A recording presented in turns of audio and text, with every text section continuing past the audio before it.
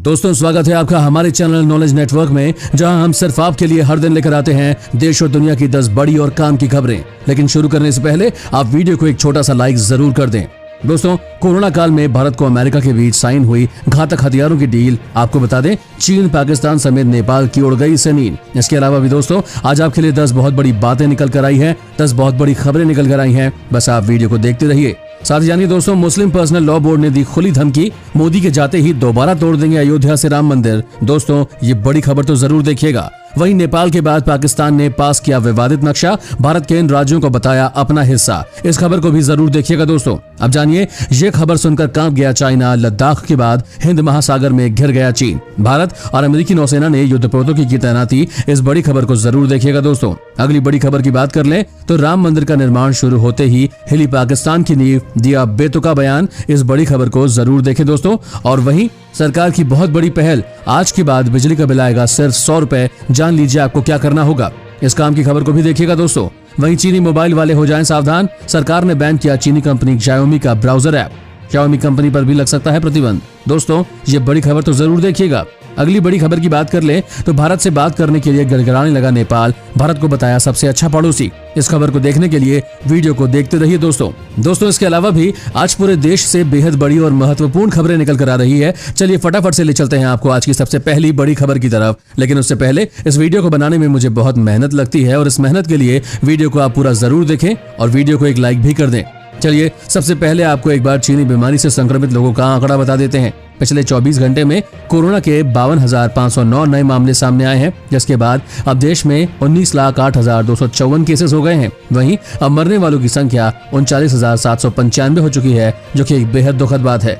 चलिए दोस्तों बात करते हैं आज की सबसे पहली बड़ी खबर की। लद्दाख के बाद हिंद महासागर में घिर गया चीन, भारत और अमेरिकी नौसेना ने युद्धपोतों की तैनाती। जी हाँ दोस्तों, लद्दाख में चीन की हरकत को बर्दाश्त न करने का संदेश देते हुए भारतीय नौसेना ने हिंद महासागर में लगभग सभी प्रमुख युद्धपोतों और पनडुब्बियों को तैनात कर दिया है। सूत्रों के अनुसार चीन की हरकत के जवाब में भारत सरकार चौतरफा अभियान छेड़े हुए है। थल सेना, वायुसेना और नौसेना को सतर्क करने के साथ ही कूटनीतिक और आर्थिक मोर्चों पर भी चीन को घेरा जा रहा है। चीन को संदेश दिया जा रहा है कि पूर्वी लद्दाख में उसकी घुसपैठ को भारत बर्दाश्त नहीं करेगा। तीनों सेनाओं के प्रमुख करीब रोज आपस में संपर्क करके चीन को स्पष्ट संकेत देने की रणनीति पर काम कर रहे हैं। तीनों सेनाओं के बेहतर तालमेल से चीन को जवाब देने की तैयारी है। इसी कड़ी में 27 जुलाई को अमेरिका के सबसे बड़े और शक्तिशाली युद्धपोत निमित्ज ने भारतीय नौसेना के साथ हिंद महासागर में युद्धाभ्यास किया था। युद्धाभ्यास के बाद अमेरिका ने कहा था कि उसकी नौसेना के 2 विमान वाहक युद्धपोत USS निमित्ज और USS रोनाल्ड रीगन इसी इलाके में रहेंगे। दोस्तों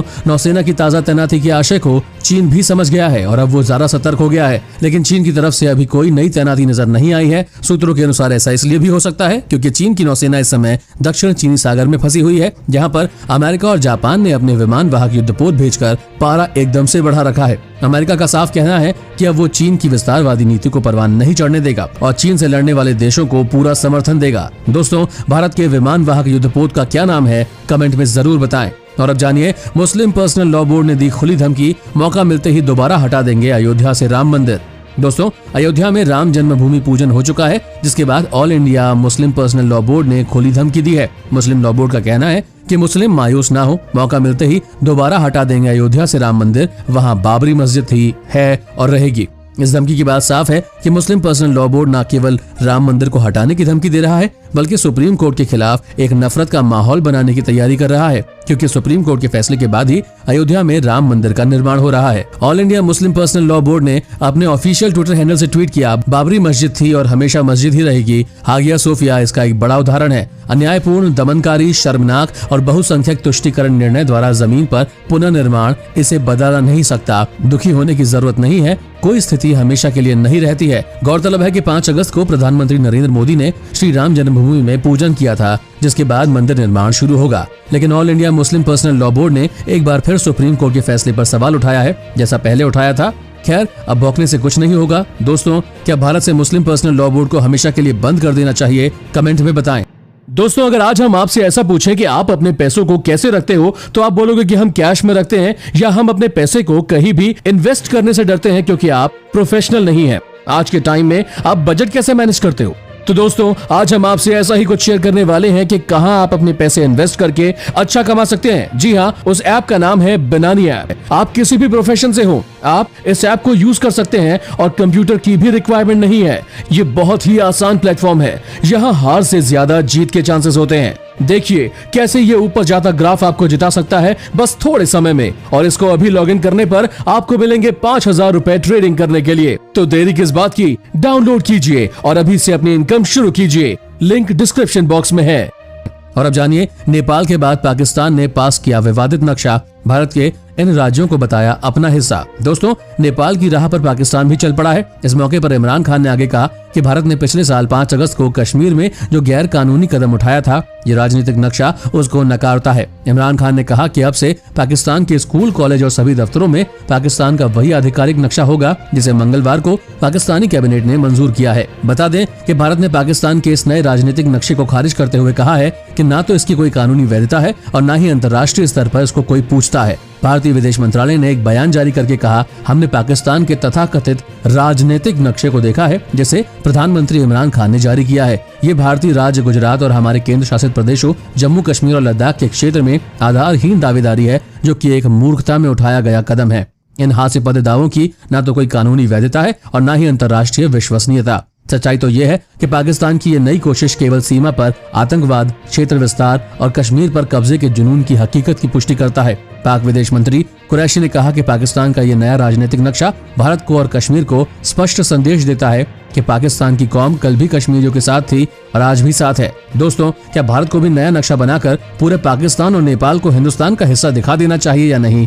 कमेंट में जरूर बताएं। और अब जानिए सरकार की बहुत बड़ी पहल, आज के बाद बिजली का बिल आएगा सिर्फ 100 रुपए। जान लीजिए आपको क्या करना होगा। दोस्तों, बड़े शहरों में बिजली का बिल अक्सर लोगों को परेशान करता है। बिजली का बिल हर महीने आपके नियत खर्चे की तरह है जो होना ही है। बिजली का बिल जेब पर किसी बोझ से कम नहीं है। आज के समय में आने वाले हजारों रुपए के बिजली के बिल की बचत को अगर निवेश किया जाए तो आप 20 सालों में करोड़पति बन सकते हैं। लोगों की जेब पर बिजली के बिल के भार को कम करने के लिए एक राज्य सरकार ने विशेष योजना शुरू की है। मध्य प्रदेश की शिवराज सिंह सरकार ने इंदिरा गृह ज्योति योजना शुरू की है, जिसके अंतर्गत आपका बिजली बिल सिर्फ 100 रुपए तक आ सकता है। आइए आपको बताते हैं कि इस योजना के बारे में विस्तार से। इस योजना का फायदा उठाने के लिए आपको कम से कम बिजली खर्च करनी होगी। आपको बिजली बचाने के तमाम उपाय भी करने होंगे। मध्य प्रदेश सरकार की इंदिरा गृह ज्योति योजना का फायदा लेने के लिए आपकी बिजली की खपत 100 यूनिट होनी चाहिए। 100 यूनिट बिजली खर्च करने पर सिर्फ 100 रुपए का बिल चुकाना होगा। अगर किसी महीने में आपकी बिजली की खपत 150 यूनिट हुई तो आपको 384 रुपए का बिल देना होगा। ध्यान रहे कि अगर आपने 151 यूनिट बिजली खर्च की तो आपको इस योजना का कोई बेनिफिट नहीं मिलेगा। इसका मतलब साफ है कि आप किसी महीने में 150 यूनिट तक बिजली खर्च करने पर ही इंदिरा गृह ज्योति योजना का फायदा ले सकते हैं। बता दें कि राज्य में अब तक 100 यूनिट बिजली की खपत के लिए लोगों को 634 रुपए और 150 यूनिट के लिए 918 रुपए का बिल चुकाना पड़ रहा था, मगर अब 100 यूनिट के लिए 634 रुपए की जगह सिर्फ 100 रुपए ही देने होंगे। इसी तरह 150 यूनिट के लिए 918 रुपए की जगह सिर्फ 384 रुपए का बिल देना होगा। इस लिहाज से 100 और 150 यूनिट दोनों तरह के बिलों पर 534 रुपए की बचत होगी। दोस्तों, आपकी हर महीने कितने यूनिट की बिजली का बिल आता है? कमेंट में जरूर बताएं। और अब जानिए, भारत से बात करने के लिए गिड़गिड़ाने लगा है नेपाल। दोस्तों, भारत का पड़ोसी देश नेपाल, जो अब तक चीन के इशारों पर नाच रहा था, उसी के कहने पर भारत से विवाद ले बैठा और बार बार भारत के खिलाफ बोलता रहा। आज बड़ा शांत स्वर में कह रहा है कि भारत तो हमसे बात भी नहीं करता। दरअसल नेपाल के विदेश मंत्री प्रदीप कुमार जावली ने मीडिया ब्रीफिंग से बातचीत के दौरान ये आरोप लगाया है कि इस कोरोना संकट काल के दौरान भारत नेपाल को छोड़कर सभी से बात कर रहा है। अमेरिका, ऑस्ट्रेलिया और चीन समेत कई देशों से भारत बातचीत कर रहा है, लेकिन हमसे नहीं। उन्होंने दावा किया कि इसी कारण हमारे पास देश का नक्शा प्रकाशित करने के अलावा कोई विकल्प नहीं था। जब भारत ने नवंबर 2019 में अपने राजनीतिक मानचित्र के 8वें संस्करण को प्रकाशित किया तो इसमें नेपाल का काले पानी, लिपुलेख और लिम्पियाधुरा का क्षेत्र शामिल था। निश्चित रूप से नेपाल ने राजनीतिक बयानों और राजनयिक नोटों के माध्यम से इसका विरोध किया। उस समय हमने अपने भारतीय दोस्तों को औपचारिक रूप से इन समस्याओं को सुलझाने के लिए कूटनीतिक बातचीत शुरू करने के लिए कहा। हमने संभावित तारीखों का भी प्रस्ताव रखा, लेकिन हमारी किसी बात का कोई जवाब नहीं दिया गया। वहीं भारत ने भी इस नक्शे को लेकर विरोध के लिए नेपाल को डिप्लोमेटिक नोट भेजा था, लेकिन नेपाल उसके बाद भी नहीं सुधरा और भारत पर लगातार निशाना बना रहा है। अब अचानक से जिस तरह से नेपाल ने कहा है कि भारत उसे बात नहीं कर रहा है, उसे एक चीज तो साफ हो चुकी है, चीन कहीं ना कहीं ये जान चुका है कि भारत से पंगा लेकर वो फंस चुका है। इसलिए वो इस तरह का बयान जारी करके भारत से बात करने की कोशिश कर रहा है। दोस्तों, क्या भारत को नेपाल से बात करनी चाहिए या सीमा पर राफेल को भेज देना चाहिए? कमेंट में जरूर बताएं। और अब जानिए भारत को अमेरिका देगा ये घातक हथियार, चीन और पाकिस्तान की ओर जाएगी नींद। दोस्तों, अब अमेरिका भारत में हथियारों की बिक्री बढ़ाने की योजना बना रहा है। अमेरिकी मीडिया के अनुसार इन हथियारों में सशस्त्र ड्रोन भी शामिल है जो 1000 पाउंड से अधिक के बम और मिसाइल ले जा सकते हैं। भारत और चीन के सैनिकों के बीच पूर्वी लद्दाख की गलवान घाटी में हुई हिंसक झड़प के बाद ये कदम काफी मायने रखता है। जैसा कि आप जानते हैं कि भारतीय सेना के 20 जवान 15 जून को हुई झड़प में शहीद हो गए थे। वहीं 90 से ज्यादा चीनी सैनिक भी हताहत हुए थे, जिसकी चाइना ने कोई जानकारी नहीं दी। अमेरिका ने हाल के दिनों में भारत को अपने सबसे खतरनाक हथियारों की बिक्री की योजना तैयार की है, जिसमें सशस्त्र ड्रोन जैसी उच्च स्तर की हथियार प्रणाली और उच्च स्तर की प्रौद्योगिकी शामिल है। बता दें कि ट्रंप ने आधिकारिक रूप से उन नियमों को बदल दिया है जो भारत के लिए हथियारों और ड्रोन की बिक्री को प्रतिबंधित करते थे। वहीं 29 जुलाई को राफेल भारत में अंबाला एयरफोर्स स्टेशन पर पहुंचा। अंबाला एयरबेस को देश के भारतीय वायुसेना का सामरिक रूप से सबसे महत्वपूर्ण बेस माना जाता है, क्योंकि यहाँ से भारत और पाकिस्तान की सीमा करीब 220 किलोमीटर दूर है और चीन की सीमा की दूरी 300 किलोमीटर है। राफेल के आ जाने से भारतीय वायुसेना की युद्धक क्षमता और मजबूत हो गई है। दोस्तों, राफेल को भारत ने किस देश से खरीदा है, कमेंट में जरूर बताएं। और अब जानिए, सरकार ने बैन किया चीनी कंपनी Xiaomi का ब्राउजर ऐप। Xiaomi कंपनी पर भी लग सकता है प्रतिबंध। दोस्तों, सरकार ने भारत में सक्रिय चीनी कंपनियों के खिलाफ कार्यवाही करते हुए Xiaomi द्वारा बनाए ब्राउजर एक्शन मी ब्राउजर प्रो पर भी आज प्रतिबंध लगा दिया है। हालांकि कंपनी सरकार के साथ बातचीत शुरू करने के लिए कदम उठा रही है, जिसके बाद Xiaomi के फोन परफॉर्मेंस लो हो गई है। लेकिन कंपनी के अधिकारियों ने कहा कि इस कदम से डिवाइस की परफॉर्मेंस पर कोई असर नहीं पड़ेगा और यूजर्स आसानी से कोई भी ब्राउजर डाउनलोड कर सकते हैं। वहीं भारत सरकार के एक अधिकारी ने संकेत दिए हैं कि अगर Xiaomi लोगों को डेटा चोरी करता हुआ पाया गया तो Xiaomi के फोन बेचने पर भी प्रतिबंध लगाया जा सकता है। जानकारी के लिए बता दें कि Xiaomi ने देश में 10 करोड़ से ज्यादा स्मार्टफोन बेचे हैं और ये भारत का सबसे ज्यादा मोबाइल बेचने वाला ब्रांड है। Xiaomi ने कहा कि कंपनी मंत्रालय के अधिकारियों से इस मामले को सुलझाने के लिए बात करेगी। कंपनी के प्रवक्ता ने कहा, हम विकास को समझने की दिशा में काम कर रहे हैं और आवश्यकता के मुताबिक उचित कदम उठाएंगे। दोस्तों, आप किस कंपनी का मोबाइल इस्तेमाल कर रहे हैं, कमेंट में बताएं। और अब जानिए, राम मंदिर का निर्माण शुरू होते ही हिली पाकिस्तान की नींव, दिया ये बेतुका बयान। दोस्तों, राम जन्मभूमि पूजन के बाद आज राम मंदिर की स्थापना के लिए नींव रख दी गई। ये नींव पीएम मोदी के हाथों रखी गई है। राम जन्मभूमि पूजन के लिए पूरी अयोध्या को दुल्हन की तरह सजाया गया था और राम मंदिर स्थापना की पूरे देश में खुशी मनाई जा रही है। इसी बीच नापाक पाकिस्तान की तरफ से एक बयान आया है जिसमें उसकी जलन साफ देखी जा सकती है। दोस्तों, पाकिस्तान के बड़बोले रेल मंत्री शेख रशीद ने कहा है कि भारत अब धर्मनिरपेक्ष देश नहीं रहा बल्कि रामनगर में तब्दील हो गया है। राशिद ने कहा कि पुराने समय के धर्मनिरपेक्ष देश अब दुनिया भर में खत्म हो गए हैं और भारत अब श्री राम के हिंदुत्व का देश बन गया है। रशीद ने कहा कि पाकिस्तान अयोध्या में राम मंदिर के निर्माण की पाकिस्तान कड़ी निंदा करता है। उन्होंने कहा कि भारतीय प्रधानमंत्री नरेंद्र मोदी ने 30 साल पहले अयोध्या यात्रा के दौरान अपना इरादा जता दिया था। रशीद ने कहा कि मोदी ने जानबूझकर राम मंदिर भूमि पूजन के लिए ऐसा दिन चुना है जब कश्मीर में आर्टिकल 370 को खत्म करने के 1 साल पूरे हो रहे थे। एक बार फिर से इस बयान ने पाक की नापाक सोच को दुनिया के सामने खोल कर रख दिया है। और अब जानिए दोस्तों, सुशांत सिंह राजपूत केस की होगी सीबीआई जांच, मोदी सरकार ने पास किया ऑर्डर। दोस्तों, केंद्र सरकार ने अभिनेता सुशांत सिंह राजपूत की मौत की जांच सीबीआई से कराने की बिहार सरकार की सिफारिश मान ली है।